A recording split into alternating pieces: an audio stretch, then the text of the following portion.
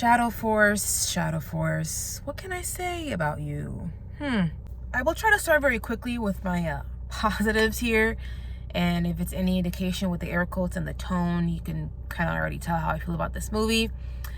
This movie is basically about Carrie Washington, the mom, and the main male character, who is the man. They are former spies. They used to be part of this group called Shadow Force. They broke the rules by falling in love and having a kid, so therefore their old team is trying to kill them, yada, yada, yada. You know the drill.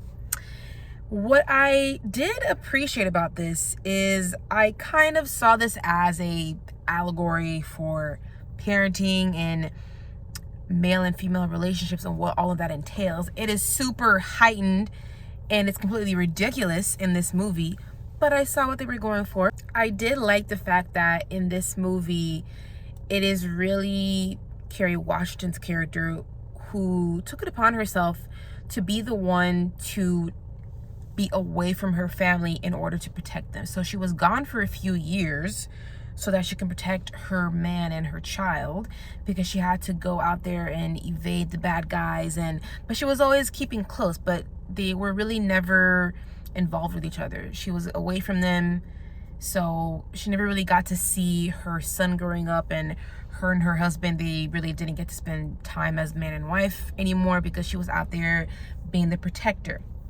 And I kind of, I did appreciate that flip of that script, because I think a lot of times in that type of dynamic, it is traditionally the man who is out there being the protector and provider, but that doesn't always work out that way. Sometimes the roles are reversed, and it has to be the mama bear who's out there doing the damn thing. So I thought that was like, all right, I see what you're trying to do there. And it's Carrie Washington.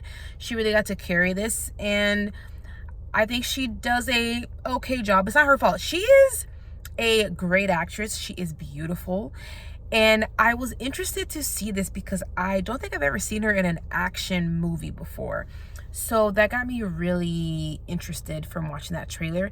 And it looked like it was going to be funny as well. I'm always here for some fun action and also humor, you know? But unfortunately, that's kind of where the positives end. The humor in here, I don't really know how to read it or to go about it. It fell mostly flat for me. Of course, there's a few chuckles here and there, okay? But it felt just a little bit cringy. It felt like I was watching somebody try to be funny, and then they were not funny. And I don't think I'm alone in that. The very few people that were in my theater, I did not hear anybody laugh. This is interesting choice that this movie came out theatrically.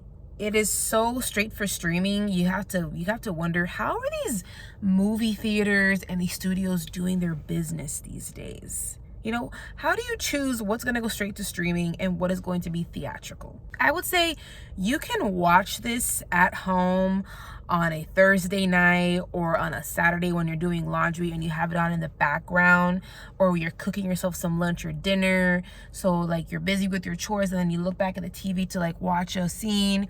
It's that kind of movie, you know, because a lot of it is so boring. It hits so many lows. There's so many low points in the middle. And things do pick back up for me towards the third act, because we see Kerry Washington's character say this monologue towards the bad guy, who's played by Mark Strong in this movie. And because, again, she's a very talented actress, she keeps me engaged in this boring film.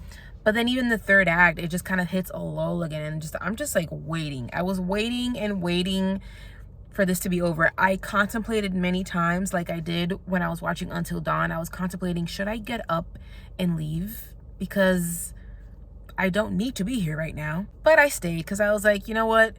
I done drove out here to the theater. I'm sitting here this long, and I'm gonna do this review. I'm gonna turn on my camera and see what happens. I'm gonna see what words come out of my mouth. So that's how I feel about it. It was just not fun enough for me.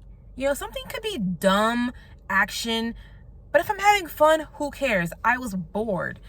This also lacked not enough spectacle action set pieces, and maybe they were restricted because of the budgets. I mean, not everything can be Mission Impossible, I get that, but I just wanted a little bit more of like a kick, a bit more of a flair. I could have used some more fun hand-to-hand combat. You know, there's a lot of use of guns, and I don't always love a lot of gun action films.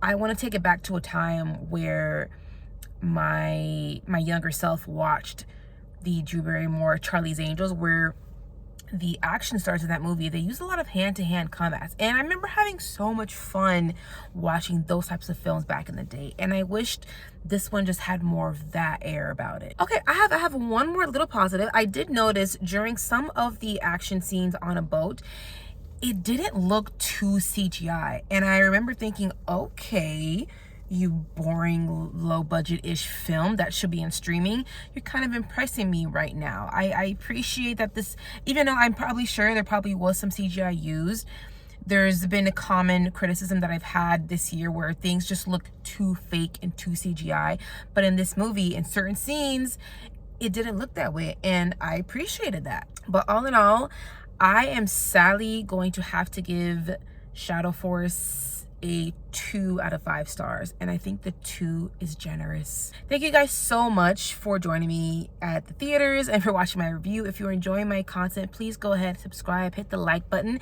That really helps me out. It shows YouTube that you are interacting and enjoying the video, and that way we can grow our community. And I'll catch you guys at the next review.